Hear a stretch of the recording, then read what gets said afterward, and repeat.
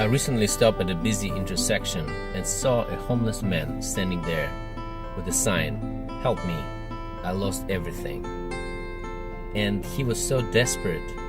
He was looking somewhere beyond the crowds of traffic. He wouldn't make any eye contact. I really wanted to help him, and I had some change, but the traffic light was about to change. So I motioned to him and I said, excuse me, can I help you?" But the man didn't look. He didn't look at all at nobody. He was hoping that the sign that he had would be enough. I tried last time, but he didn't react, and I had to go. We all have to go with our busy lives. And it is sad, but it's true for many nonprofits. Just holding the sign is not enough. You need to ask. You need to be going out there demonstrating your cause and helping people understand that you need help now. That is the truth. That many nonprofits, unfortunately, they don't follow that rule. So what is the ask? Learn to ask for what you want and do it in a very specific way and ask often. A group of researchers of the University of California, Santa Cruz had an experiment and asked people for money. And they gave her two signs. One sign was very generic and general, just give me, please, help me kind of sign. The second one was very specific, I need 17 cents now. And guess what happened?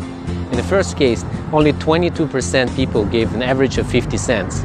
In the second case, it was 36%, with much higher level of donations. So ask often and ask for specific amount. And what's in it for the donor, you may ask?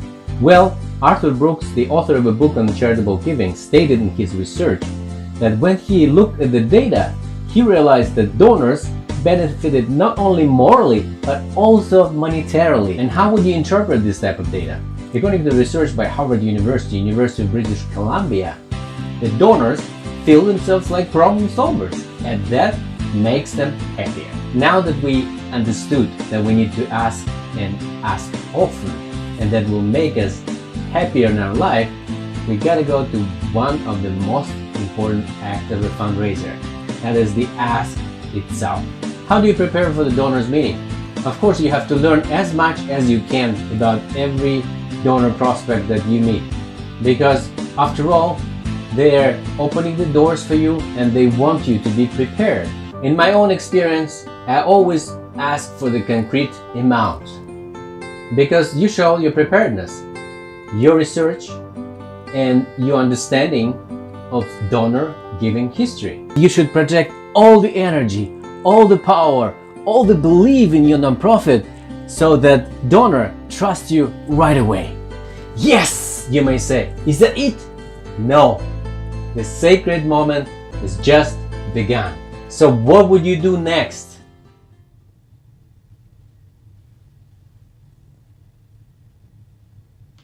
Silence, silence, silence is your friend, because you need to give donor time to think. Just keep silent. He who speaks next loses, says Gail Perry, one of the top fundraising consultants in the country. Why? Because you already said everything you could possibly say. Now you need to give time to a donor to think, and that time is sacred. Well, it's time to make our summary of the asking process. First of all, we learn we have to make the ask. We have to do it often, and we have to be well prepared. When we're at the table with the donor, we have to ask for a concrete amount for your nonprofit. And after you ask, you have to keep silent.